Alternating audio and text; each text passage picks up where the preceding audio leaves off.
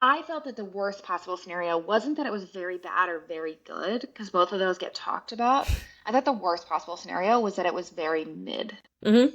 And people thought to themselves, wow, that was kind of confusing. Just like Or forgettable or like, or they don't think about it at all. yeah, You yeah. know, it's on and they're like, ah, that guy looks familiar. Welcome to Taste and Tactics, where founders and go to market leaders share how they brought their boldest ideas to life. From concept to execution, we cover every step behind these iconic launches. Join me each week for both inspiration and actionable tips. I'm Shriya Nevatia. Let's dive in. All right. Hi, Kendall. Thank you so much for joining. Really excited to have you here.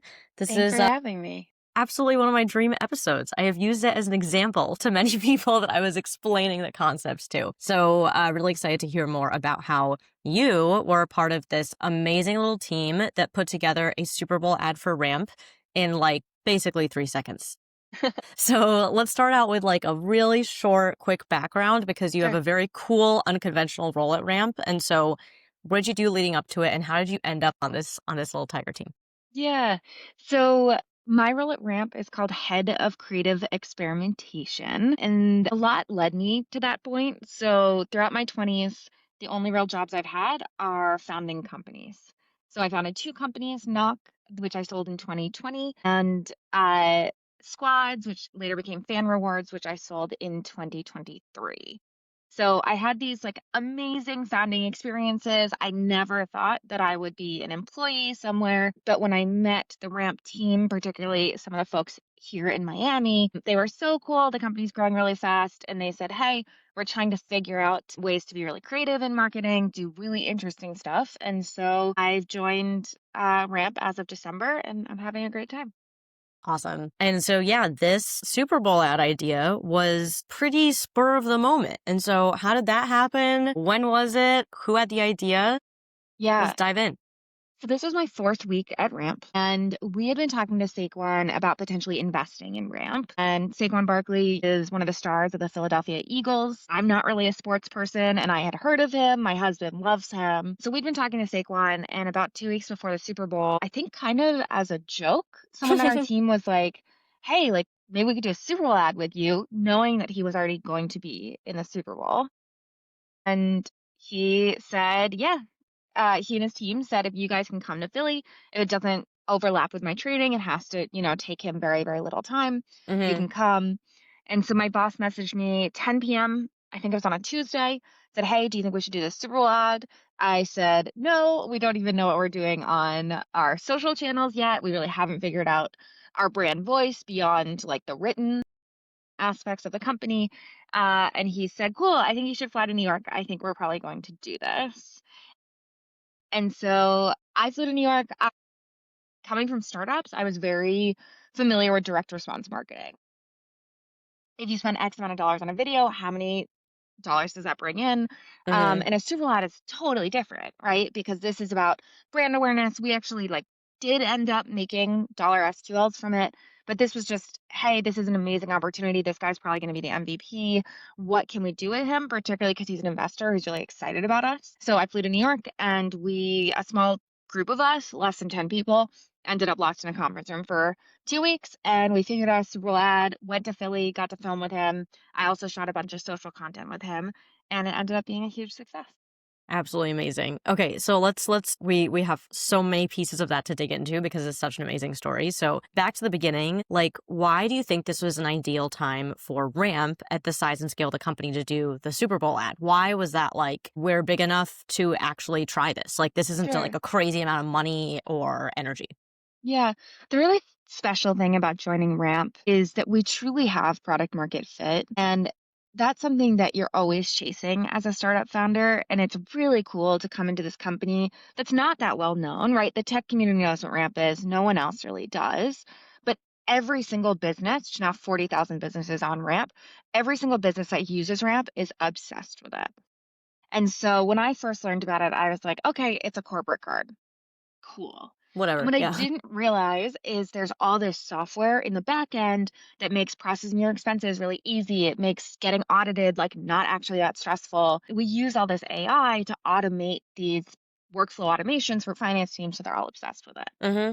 So when you have product market fit, at that point, the question becomes not just like how do we spend money as efficiently as possible? We still obviously do that, but more so, how do we get the word out for something that is inherently maybe not the most interesting or sexy thing? But how do you make sure that the 98% of businesses in America that are not yet on Ramp say to themselves, wow, maybe I should check that out? Hmm. And so the Super Bowl is probably the only time in the calendar where people not only are sitting down across America to watch the same event live, but they are actually tuning into the commercials as well. And so all the research we did was that the ROI on Super Bowl ads is really, really high. That being said, really hard to measure. Hmm. And then I think we actually decided to do it because we were so bullish on Saquon as a spokesperson for us. We already knew he was going to be in the game. We already knew this was going to be the only ad that he did. And so we thought to ourselves, wow, that's a really exciting opportunity. We can't really pass it up.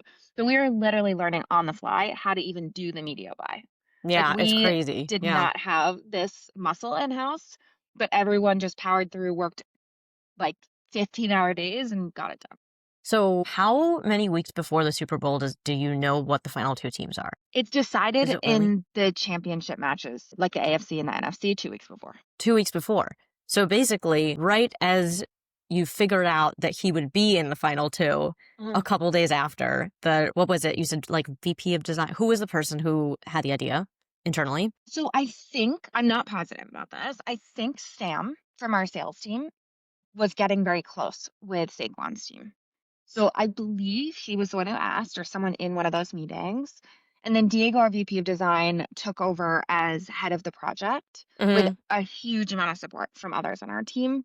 And so we had 10 days from the Super Bowl and 7 days from when we had to give it to the networks to approve Hmm. to get an idea, get a production agency in house, actually film the ad, edit it, sound, color, everything. So it was really intense. Most companies, to give you context, spend 6 to 12 months working on their Super.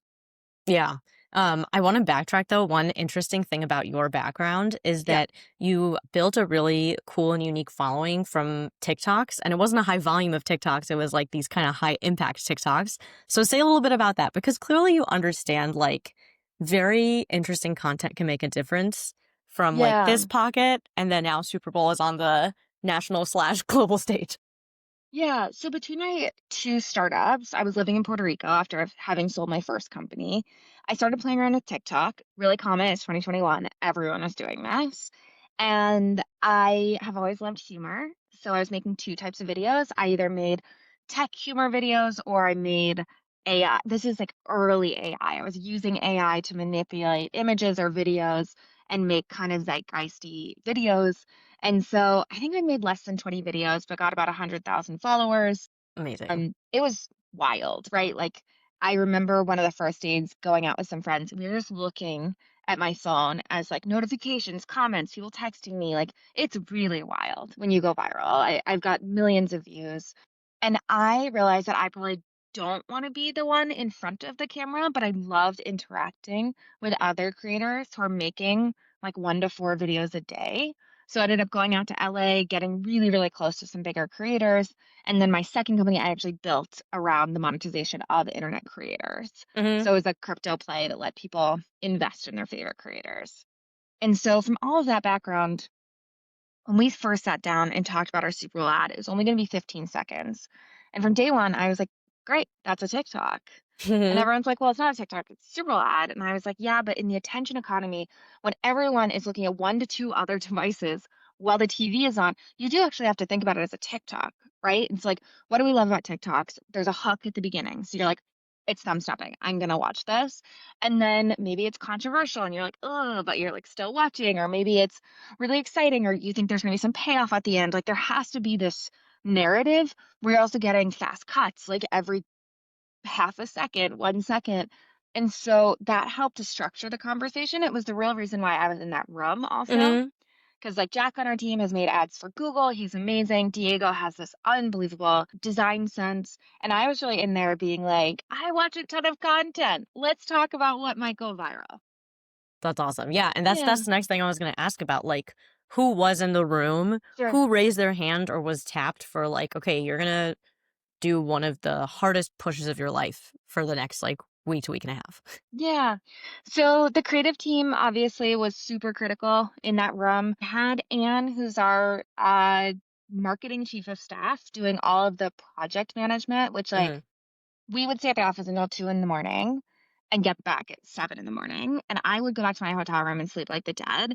While I was sleeping, Anne was writing up like notes and to-dos. And here's what I don't understand how she did it. It was incredible. And then Calvin, who is my boss, and he was the first engineer at Ramp. So engineering background from MIT. He was doing the media buying. Totally left He field. was like, "Yeah, I've never done it before, but I'm smart and I'll figure it out." And he did. And he has now hired for that role, but like he crushed that. And we had Nathan running organic socials. I was running paid with obviously a team supporting. And it was just like there's probably also at Ramp like 100 other people who like did stuff to support. But that was generally the crew that like went to Silly and actually filmed with him, plus the agency that we brought in. Awesome. And it was fun, it was wild. We were like, "Okay, we're doing a Super Bowl ad. How do we make sure that people care?" And Yeah. so we hired influencers to talk about it. We put together a media plan with memes.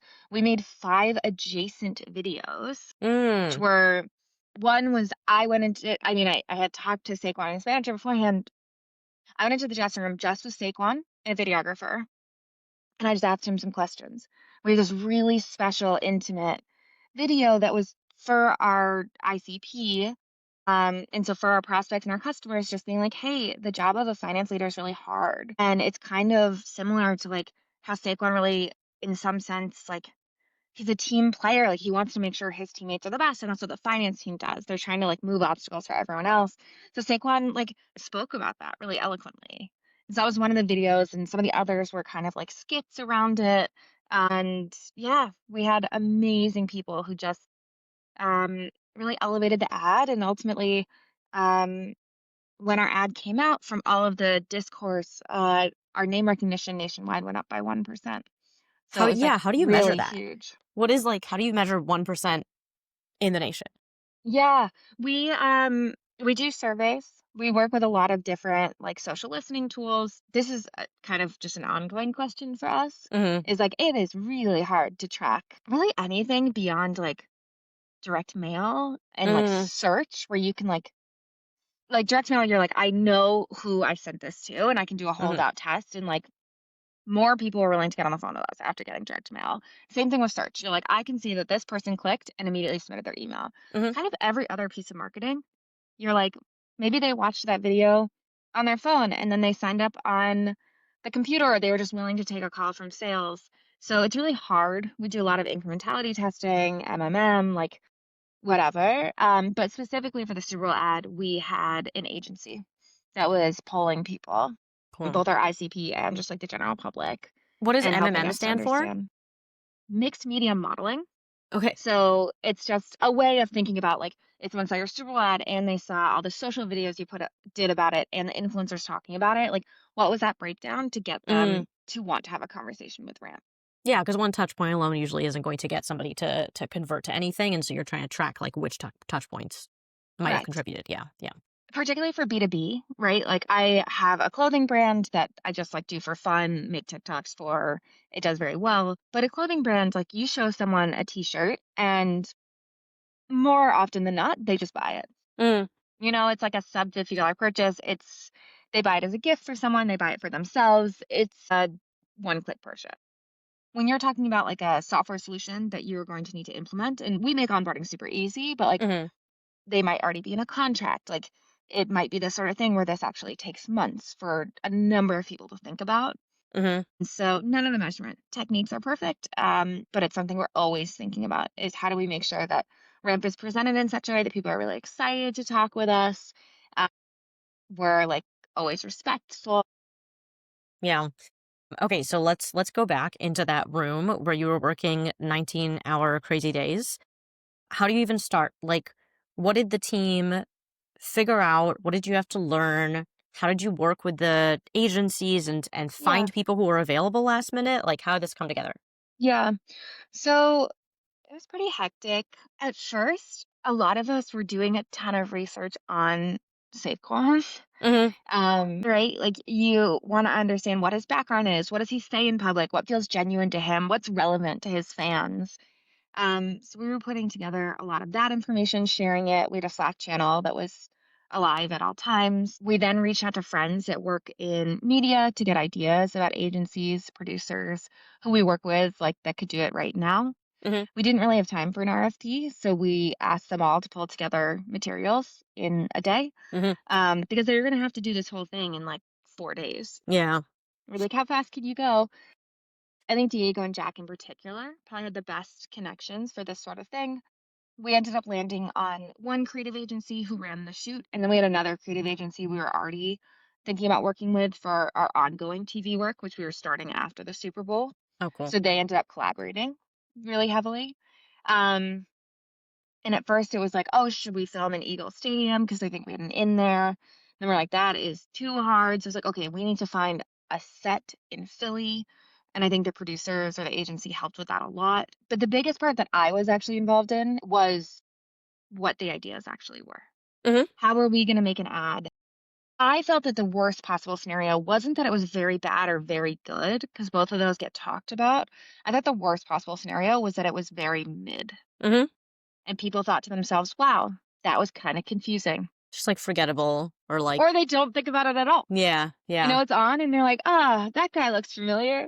And that was tough. And so we started writing ideas down and scripts, and we were using AI pretty heavily to like, we used 11 labs to like hear voiceover out loud just to be Oh, like, cool. oh, like, how does that feel when it's read? We were using, gosh, this is like 6 months ago, so the AI has changed so much. I can't remember if we were using ChatGPT or Midjourney, but like to make little stills Mm. and be like, yeah, that really resonates. That's a visually striking image. Or we had this idea, and once you actually see it in an image, you're like, oh, I don't love Kinda that. like when you see, like, the Pixar behind the scenes and they have like, really elaborate storyboards. Yeah, yeah, You were yeah. doing that envisioning this? And then We were so I'm doing curious that for at the first 11 in like Labs thing, was decks. that, Yeah. like, instead of you all reading it out loud, you wanted it to sound more like Saquon's voice? Like, were you putting his feeding his interviews in so it sounded kinda like him? Yeah. Sometimes we would use like some modicum of Saquon's voice. Sometimes we would also just do like, what if there was VO and like we had one idea. So the ultimate ad ended up being Saquon at a desk processing expense reports, and it was like, this isn't a good use of your MVP's time. Like, why would your finance team do it? So some of those options we had that as VO, where he Mhm. then spoke to the VO, and he Hmm. was like, yeah, this is a bad use of time. Wait, So what do you mean VO? voiceover. Oh, okay, okay, okay. Yeah, yeah, yeah, like a voiceover in the Yeah, background. so like the Yeah, voice of yeah. God or whatever, Yeah. being like, "You wouldn't have your MVP do this." And he's like, "Who's talking?" And so, yeah, we were playing around with that and putting the scripts in. Every deck we made with ideas, and I actually still do this to this day. We put an AI image in so people Mm. immediately know what you're talking about and can have, because I think creative, it's not just about the words, it's really about how it makes you feel. Mhm. And so the AI images are still creepy, but you put them in and you say, wow, I think if we bring that to life, that's going to be really special, or I don't.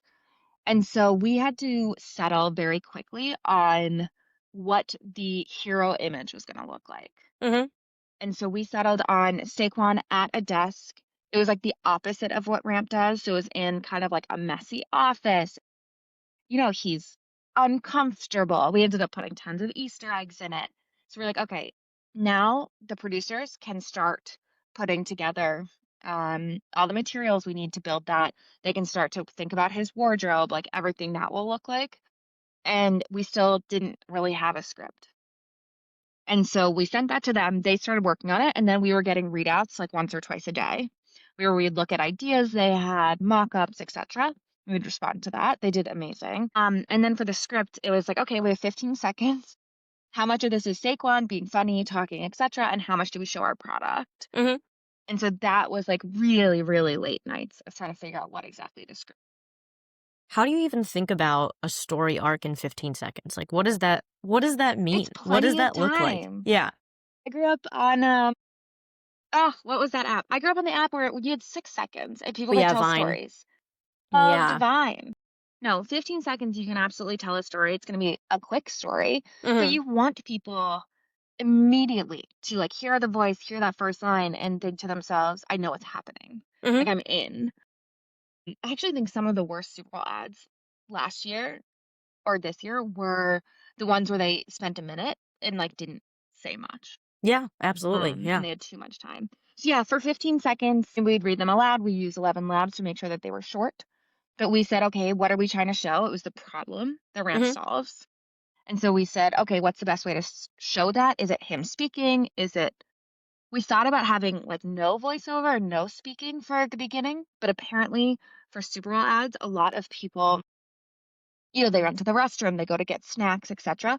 And when they hear something, for example, a football player that they really look up to's voice, they run back to watch it. Yeah. So we're Yeah. like, okay, That makes Saquon sense. needs to be speaking at the beginning. So it's like, okay, Saquon's in this ridiculous scenario. He's at a desk in full football gear. What is he going to say? Hmm. And so we came up with a lot of ideas for that based on his background, based on what we were trying to share. And then we kept refining them. So we would sit together, we would come up with favorites, go back to drawing board. I think we probably wrote 50 scripts Wow. in this process, and we walked into Philly with three Hmm. that we wanted to shoot. We wanted alts in case the network said something was wrong with it. We wanted alts in case Saquon didn't resonate. We didn't really have time to send him any of these beforehand, and we didn't know exactly how it was going to play. So we wanted to see once he filmed it how we felt about each of the scripts that we wrote. And so, yeah, what is the structure? It's like you want to have a clear like place, person, situation, and then something unexpected happens. Ooh, I love unexpected. That's particularly good for TikTok when there's rewatch value. Hmm. And so you want like you always want the last 1 second or half a second on a TikTok to surprise someone so they watch it again. Hmm. And that's like amazing for the algorithm because then if people watch many, many times, you obviously get recommended. TV ad, you have people's attention in a way that is hard to buy, especially the Super Bowl at any other time. Hmm. So what we wanted to do was start with something unexpected. And so he's, as I said, in the office wearing football gear. Like it's a ridiculous scenario. The premise in our head was this was actually the beginning of the football game. And so he is not allowed to go onto the field of the Super Bowl until he finishes doing his expense reports. And I don't remember how clear that was. It really wasn't clear at all. But I think there was like some football sounds in the background, but also office sounds. This is such a stupid premise. But think about every office where you have your star salesperson and they can't book their next trip because they haven't done the receipts from the last one. Like Hmm. that is your MVP. And if you're not using Ramp, your MVP is doing expense reports for 2 days a month. Like Hmm. that's silly. So that's where we started the premise. It surprised people. He responded something about how ridiculous the premise was, and then we actually showed the solution. Because we had that time, we show Ramp, we have a little Easter egg in there. So the receipt, when he like sends in the receipt and Ramp processes the transaction automatically, it says Squat Depot, which is super fun because obviously he's known for squatting a lot and being very strong. And then Ramp's New York office is above a Home Depot. So yeah, we put that Easter egg in, but it just showed our value prop very clearly. We have a longer cut on YouTube. I think it's a slightly longer cut, but it went live and it was something people could share all over Twitter and that sort of thing. Totally. And then how did you decide to do those like extra pieces of this? You said that there was like behind the scenes, there were other social promos, there were Yep. memes. Like, what was the decision? How did you conceptualize, like, how are we going to roll this out and make it have a big splash, not just for 15 seconds during the Super Bowl, which is, Yeah. even if you want to see it, it's just so hard to make sure that everyone who wants to see it sees it. But online, I know that this lived there for like 3 days. It took over my Twitter feed and I was obsessed. And that's part of why I like mentally caught on to this and wanted to Yep. hear the backstory. Yeah.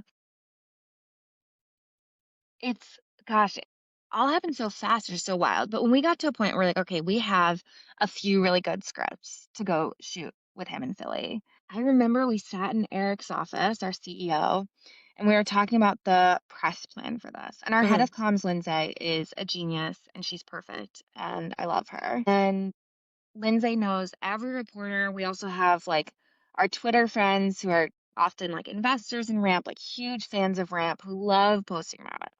And we're like, okay, we're going to do all of those things. And Eric was like, and what else? He's like, this is the biggest thing we've ever done. So what else? And we were like, well, we have 4 days before the Super Bowl. I don't remember exactly. And Nathan, who runs Organic, and we were like, well, we could reach out to influencers. We could reach out to meme pages. We could try to like have this bigger splash. And everyone just kind of took a part of that. Hmm. And so Nathan and I each we like collabed on the meme pages, like each worked with different ones that we have relationships with. I did the influencer stuff. And Nathan and I also split up video content. Hmm. And so we were in Philly together. He brought a backstage videographer, a good friend of ours. And we were sitting in Philly writing social scripts Hmm. and just being like, oh my gosh, what's going to perform best on organic? What's going to perform best on paid? And it was so crazy. I didn't think Saquon was going to film anything with us except the commercial because he was training for the Super Bowl. Yeah. And so his manager was like, yeah, we have time for one. And so Nathan and I were sitting down just like panicking. Oh, and this guy Zane on the creative team who's so wonderful. He's like, I don't even watch TikTok. Like he helped us write a bunch of that social script. He was amazing. I have a girlfriend in Miami who ended up, she went to a studio in Miami and filmed like an alt for the Super Bowl Hmm. where the premise is if Saquon's doing the books, who's running the ball? And then it's like Mm, a nerdy accountant like running the ball. She that's filmed all great. of that by herself without seeing the ad. It looks unbelievable. That's on our socials. That's so fun. We filmed with Eric a video of him talking about why we did the ad. Hmm. Nathan then went to, I unfortunately had gone back to Miami. Nathan went to the Eagles parade and filmed people talking about the ad, which is one of the funniest videos I've ever seen. So we all just worked a ton. I have an editor who edits a lot of my videos. He doesn't work full time for Ramp. He put all of his other projects on hold because he's like, I want to be part of this. And I know it's really important to you. And that's how we were able, I think on paid we released 5 videos, and then on organic they took those 5 plus 2 more. Hmm. And built that whole story, and that's not counting like the influencers who posted about it, that sort of thing. Do you know like the total impressions? Do you have a crazy number? It's in the millions Yeah. for like Yeah. easily in the millions. I mean, if you just look at our TikTok, like the TikTok alone is in the millions, which is crazy because most of that was organic. Like the paid stuff has been great, but the organic, it just went. People were like, "Who is this company? They're lunatics." It's Well, great. yeah, that was the next thing I was going to ask when you said like influencers. Yeah, Which categories of influencers do you great tap for a question. B2B SaaS fintech product? So this is actually a different answer than our usual answer. Hmm. For the Super Bowl ad, this was more about getting name recognition out there and making sure that Ramp was associated with cool Philadelphia stuff. So we partnered with Philadelphia influencers, Cool. and they were amazing. So It's like people, food, like local activities, like someone involved in the mostly local government comedians, or something. Okay, cool. Nice. people who are talking a lot about the Super Bowl. One of the Hmm. guys was there. He was at the Super Bowl, and he made this video where he was waking up. His username was something like Bran Flakes. He's so nice. Hmm. And his video was him waking up with a hangover from partying where the Super Bowl was. I think it was New Orleans. Hmm. And watching the Ramp ad over and over and over because he like has a crush on Saquon or something. I don't remember. And just like showed the Ramp ad to all of his followers. And I mean, some of our memes, like some of the meme pages picked it up and like those got tens of millions of views. So yeah, I'm trying to think what the memes showed. It was some because Saquon's like glaring at the camera, and I think a lot of them were like, "Not today." Um, Wait, was this yeah, the only Super Bowl ad that Saquon was in? yeah, Ooh, so how did you get any backstory about that? Like how he must have said no to some other stuff, I'm but sure he then did. it I was the right don't. time, it was the right idea, the right angel investment that he was like I already making. Yeah, I don't remember Yeah. honestly. I will tell you, as a human, he is so smart and thoughtful. So it wouldn't be surprising if he turned down anything that didn't feel like it lined up with his values. Hmm. I know he has built this amazing relationship with Ramp and Sam and our team. So like now he's an investor in Anduril as well. Cool. And he's being really thoughtful about putting together his own business portfolio. And yeah, he was a pretty special guy. That's awesome. Yeah. So what were some of the ideas that you threw out or that you scrapped either after recording them, before recording them? What were any that stick in your mind and How did you decide on the one that you went with finally? Yeah. So early on, because of my background of like monetizing attention and caring a lot about that like viral aspect, I really wanted to do something that was controversial, Mhm. something that got people to stop and be like, oh my gosh, Saquon said this and like send it to the group chat. I was a big proponent. There's a famous video of a soccer player in England who switched teams. Mhm. And I think it's a T-Mobile ad. I need to pull it up. But the video is, well, it's probably not T-Mobile, it's in England, whatever. It's one of their cell providers. Yeah, yeah. The video is of him in like a blue shirt and he rips it off and he's in a red shirt and those are the team colors, but it also represents that he's switching Mhm. cellular providers. And it's an iconic ad that like broke the internet for a while. And I was like, let's do something like that where he's like in blue because he used to play for the Giants and maybe that has something to do with one of our competitors. And he switches to green, which is like the Eagles, and ramp yellow kind of looks like green. And I really loved this idea. And I pushed for it a ton. I was like, it's going to break the internet, whatever. But we finally spoke to Saquon. He was like, look, I'm going to be in the league for a long time. I have so much respect for any team I've ever Mhm. been on. It's not something that I would ever want to make fun of, that sort of thing. And we were like, that makes sense. Like, of course, like he's a human being. He's a good guy. Like, he's not just doing things for views. He's a stand-up guy who wants to continue playing. Yeah. And so that was scrapped, and I respect that. Another one that was scrapped was kind of the opposite. It was one that we actually did end up testing on paid social, which was, I believe there was either no voiceover or maybe it just was Saquon didn't speak. But he's like working at this desk, like trying to deal with the receipts, and the text goes over the video. It's it's less in your face. Mhm. And I ended up coming out really hard against it because I found it really boring. And it's hard to tell if something's boring when you've watched it 100 times, Yeah, yeah, but absolutely. And you're I stuck in that room, sleep deprived. but I still was like, I think this is really boring. And I Mhm. will show it to enough people to prove to you that it's really boring. And I'm glad we all agreed on that. We tested on social, did not do well. And I think the mark of a good Super Bowl ad is like it'll probably do pretty well on social. I Mhm. know they're different, right? Like you want to see something that looks a little bit more user generated on social media. But still, like, the interesting Super Bowl ads definitely do very well on social media. So I'm glad we didn't do that and we landed at this middle ground where Mhm. Saquon could speak for himself. He was really funny actually, and like it was easy to get him to like do lines, but it wasn't controversial. It wasn't something that he was risking anything. Yeah. And I think another thing you mentioned was that you were thinking like, "Oh, do we speak directly to finance teams?" Yes. Yeah. Yeah, How did you that's a make that great call decision? out. Yeah, so that decision, and it's a decision that we think about every day at Ramp, Mhm. which is that we sell to finance teams. We love CFOs, controllers, accountants. We want to make their lives easier. We want to get the busy work out of the way so that they can really focus on what matters. But on the flip side, there are a lot of people in this country that have Ramp cards. Mhm. So they're not our buyer, but they do end up being very affected by their team switching to Ramp. And so we are always questioning, like, do we address this just to finance teams? Do we use terms that other people maybe don't know?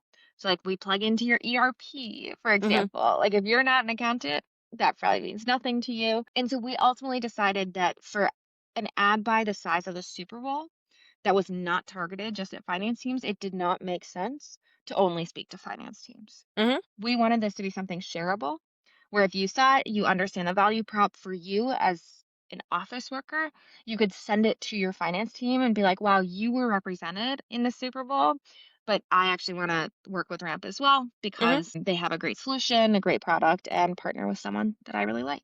Yeah, the number of people who have any job where they have expenses Yeah. to file is way bigger than the number of people who are in those finance and accounting roles. And they love Ramp too. Yeah. It's one of those things where you don't think about it until you have a different solution that Mhm. is really painful. My husband, his company does not use Ramp, and filing his expenses is very painful, particularly because he has to note which client it's for. Mm. And Ramp solves that. And Yep. so it's this sort of thing where, like, once you know, and you will never go back. Yeah. I mean, we were, I have been a ramp user at like 3 different jobs and have loved it every time, but the very first one was the most magical because I think it was early COVID, and I Oh my remember just gosh. doing that, like, boom, like, "We grabbed it from your email already," and I was Yes, like, "When?" So, I'm totally obsessed. get it Yep. and totally agree, on board. Okay, one kind of, like, unconventional question. This is less about marketing strategy and more just about career strategy. Yeah. How do you not rip each other's heads off when there's, like, 6 of you in a room for 19 hours a day for a week on end? I think it's really interesting, like, those pushes are these really memorable, amazing experiences of our careers, but Yeah. it's hard. It's hard to keep going. That's such a good question. I I don't know the why, but I will say that like the team was so unbelievably respectful Mm, throughout the whole process. I was very new. At first, I didn't know if my voice mattered in those meetings. I just didn't want to step on toes. mhm, Like, is this too loud? I was like, it's so fun, but I didn't want anyone being like, why is she here? And so I remember maybe the second night we were kind of stuck on an idea that I was like, this is not interesting. It was 11 p.m., so my guard was a bit more down, and I ended up just being like, I'm bored. This idea is boring. And Diego, who was running the process, our VP of design, who I just think is so creative and talented, he was like, tell me more. And he wasn't aggressive, he wasn't defensive. He was just like, I want to learn and hear from everyone in this room. mhm, And I said what I say often, which is that everything now needs to be judged along the lines of a TikTok, which is like, would you scroll? I know in a TV ad you can't scroll, but if you want to scroll, you're gonna scroll on your phone. You're like, gonna literally just pick up your walk phone. Yeah, away. yeah, yeah. Yeah. And he's really taking that to heart. Even recently, he's brought it up to me in terms of other work he's doing, and I felt so welcomed. And I think that's really just the ramp ethos Mhm, is that we work hard, but like people are not a jerk. yeah, Maybe that comes from the co-founders, but if you want your team to take risks like this and make interesting creative stuff, I think you cannot get upset. Like, not every idea is a good one, not every video is going to hit. And so it's about taking those swings and giving yourself enough at bats that you eventually find the winner. yeah. I really like that, though, when you have this time pressure, like, don't be defensive if someone tries to call out something that maybe is the exact opposite of what you're thinking. Like, Yes. be open to it because you are in a time crunch and there's a reason. There's probably something, like, exciting that you're putting together. And so, yeah, jumping to that, like, this was a huge success for Ramp. Lots of views, lots of positive Yep. energy, impact, actual sales. But is there anything that you would have done differently looking back on it? Yeah. I think with a bit more time, we just could have thought outside the box a bit more. Mm, We were so constrained from what we could do, like where we could film with him, what ideas were viable on an extremely short time frame. Also, like probably people's mental health like would have been better if they slept a bit more that week. Um, but like it was amazing. I do think creativity is or busyness is the enemy of creativity. mm, Like if you're always in meetings, you are not able to like come up with truly remarkable, life-shattering ideas in the same yeah. sense that like AI right now is amazing and I use it every single day, but it's still derivative. Mhm, And so you want people to stare at a wall and think about in a world where there's no bad answers, like what ideas do you have? So I'm hoping for future work and I know for other stuff we've worked on, when you have a bit more time and flexibility, you can come up with like wild ideas where people mhm. are like, did they really do that? So that would be my biggest hope for the future. But at the end of the day, for the constraints we had, I think it went very well. That's awesome. And then are there any other interesting ways that this has informed your future growth ideas and strategies? Like you said, you were already planning on doing more TV after, but what else did this make you say like, oh, we're actually going to take this more seriously and this less seriously than we previously were? Sure. I don't know if it's because of the Super Bowl ad or just the direction Ramp was already going, but there is so much excitement to do things differently Mhm, and to be really creative as a B2B company of telling our story and working with influencers, for example, or celebrities who really align with our brand mission. And so since the Super Bowl ad, we've worked with about 10 influencers on our social channels. Some of them have done extremely well. We get messages from our investors, from customers, whatever, just being like, this is so funny, or this really resonated with me. And we're putting in place a motion where we are going to do more of these like interesting projects, not just Super Bowl ads, but ways to really show the problem that Ramp solves. Hmm. And hopefully that'll be a bit more public Yeah. around when this comes out. Awesome. Okay, super Yeah. excited about that. And then our final little wrap up question, kind of coming back to our name, we've talked a lot about tactics, and so I love to ask about taste. Is there a time that your taste like went against market data or Yeah. the rest of the team's ideas? And how did you like follow your personal intuition and your gut? Yeah.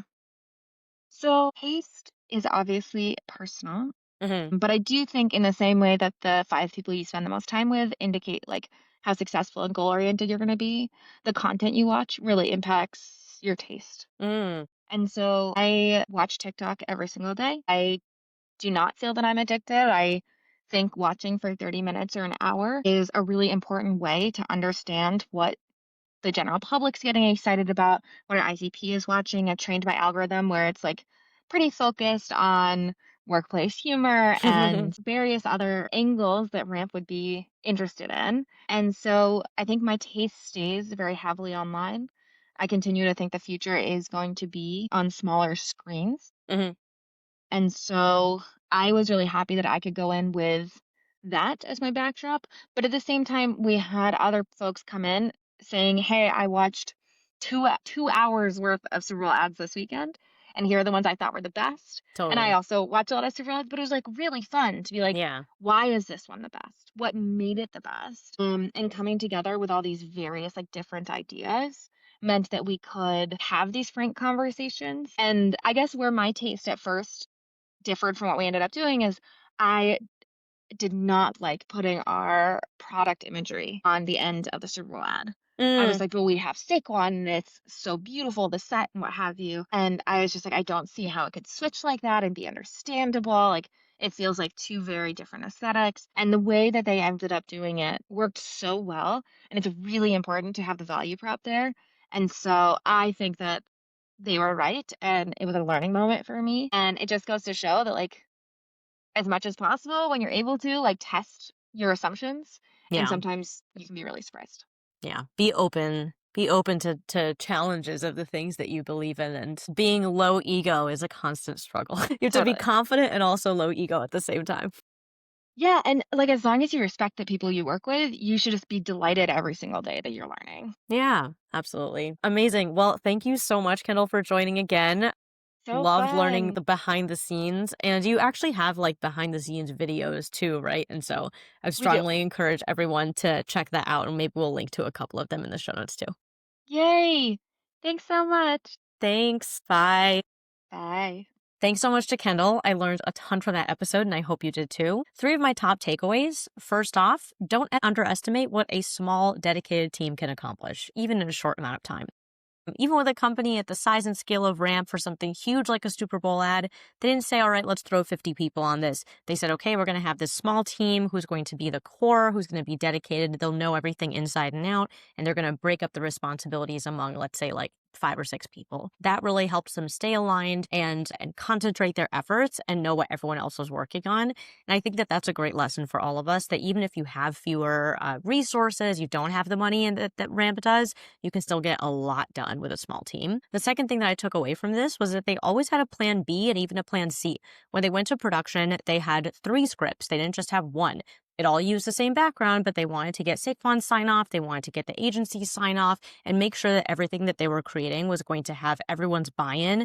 And they weren't just going there with one option and then people went, okay, it's fine. They also had so much research about Saquon beforehand that when he said, yes, I have time for one social media post, and they had to like scramble to figure out a script of what he could say backstage, they figured it out on the fly and they were ready for him. They had that moment when he had such a slim amount of time to work with them in person. And then the third thing that I loved about that plan B and C piece is that they didn't just like drop the ad and then hope that it was enough. They had all of these other things around it. They had paid ads, they had organic video, they had the influencer partnerships, and they had the meme page collabs, all to make sure that this was a big event rather than just saying like, here's our launch, like drop that one thing and hope that it works. You have to create like all of this momentum and all of this other content and visibility and bring people into the concept of what you're trying to share with them. The last thing that I thought was really valuable is don't be afraid to speak up. So just like Kendall said, she was not VP level. She had just joined the company a month before, and she was feeling kind of unsure. She was like, okay, it seems like we're going in this direction. We're like pretty strongly in it. We've been going back and forth about it for a while, but I think it's really boring. Like, is it my place to say it's boring?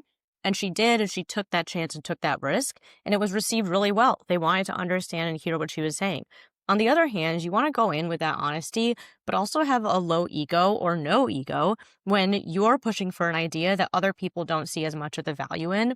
Just like when she had an idea for the ad and direction that other people really didn't like, she was okay with that change because she understood their perspective and she understood the trade-offs. And then she came around to being bought into the final product.